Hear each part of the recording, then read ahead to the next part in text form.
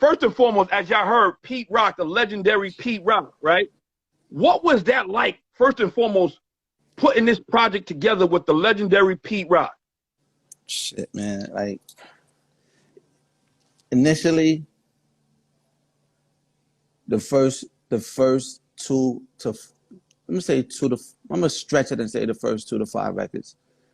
Before we got started, when he signed me to the label, it was, to me, it was a different, it was pressure, but it didn't feel like the type of pressure that people would think I would have. I had a pressure, you know, carrying on that, you know, this particular leg or particular, I would say, lane of Mount Vernon hip hop that has, like, because, you know, Mount Vernon had different pockets. You had the head version, then you had Pete, then you had X, Y, and Z. So to be attached to a legacy artist and you attach to their legacy, it gives you the opportunity to grow your own legacy. And I was totally conscious of that. But then also, I also was very conscious of the fact that who they would compare me to.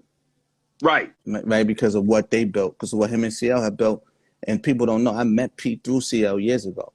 Right. So it wasn't like, I was like a little brother, like, you know, playing ball or whatever. And for years, he like, man, my brother can shoot. Okay, people tell me my brother can play. You go to the game, you may see him ball, like, yeah, I get it together. But your bro's in the NBA with right. yeah, right. you know, yeah. So it kind of felt like that. So, and the pressure for me, I talked to him. I was driving to Cornell Tech one morning, and I hit him. I said, bro, man, this shit, I feel away. This shit. He said, man, fuck all that pressure shit, man. Yo, this rap, nigga, I got you. I got the rest. You got the best with you. He said, I want to sign you. I don't need you. Basically said, yo, I don't need you to change. I don't need you to overthink it. I just need you to do what you've always done, man. To just be, he said, do that peace, beloved shit, that Amir shit. Don't switch up anything. Please. And he kept telling me not to switch up anything.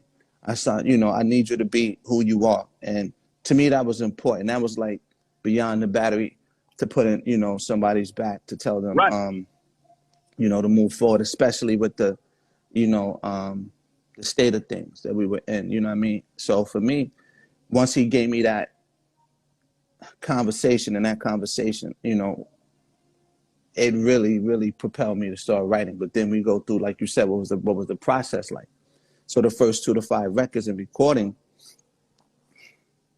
the first, you know, he do the big brother, get the fuck, you know what I'm saying? Nigga, you on beat. So I fucked up.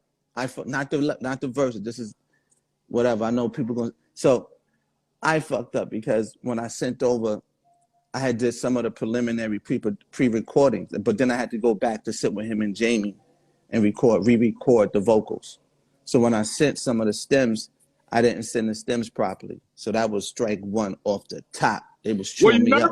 Were you nervous about that? Yeah, I was. To be honest, I was very, very nervous. Excuse me, because I was nervous because I didn't want to fuck up the mojo that was going on. Like we was building this synergy with each other, and I think people didn't hear it. We didn't know if people, you know, you don't know yet, so you just gotta like. So for me, it's kind of like when I was waiting for. I was, you know, anxious. I was nervous. I was eager. I was also in student mode. I'm just looking up to somebody you saw as a kid on TV. You know what I'm saying? So it's a lot of things working as you work through it. And then I know his catalog and what he means to his family first, what he means to the community outside of the industry, because that's important. You know what I'm saying? So we gonna break this down because this is deep, right? So now, right before, yes, my peoples, I salute everybody. I want to thank everybody that's tuned in right now. Right? That's facts. This is love. Education 101, right?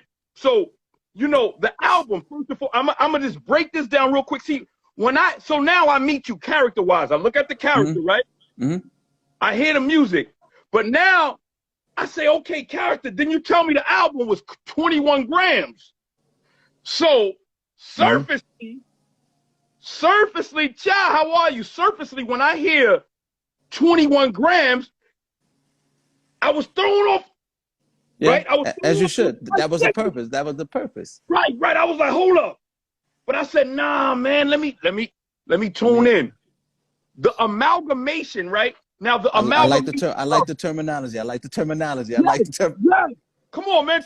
Walk with me, y'all. Walk with me. The amalgamation of just the title itself, and then the tracks, right? So now the music gives me an era where, okay, I'm in zone, I can do this. Lyrically, I'm in zone, I could do this. I see where we going with 21 grams, right? I'm a bit anxious.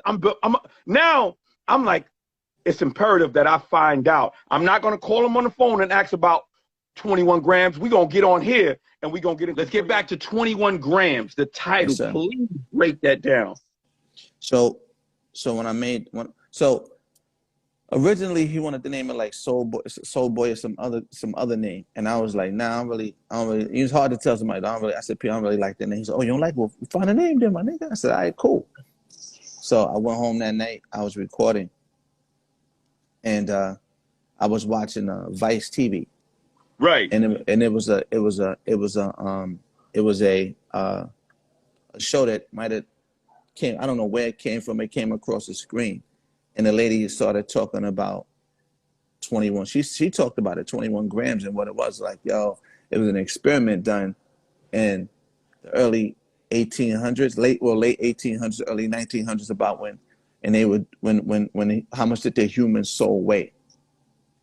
And I was like, oh, I turned around and I'm looking at this. I'm like, oh, this is crazy. So she was like, yeah. So basically, the 21 grams came from, like they were saying, that when, theoretically speaking, right? So that when people would pass away, the human body consistently was losing 21 grams of weight across the board, right? So how did you tie that into an album, though, music-wise? So that's what I did. True Soul, Peace Beloved, Soul Brother #1. 21 grams worth its weight in soul. Because I was going to name it 21 grams worth its weight in gold. But then I said, oh, nah, 21 grams worth its weight in soul.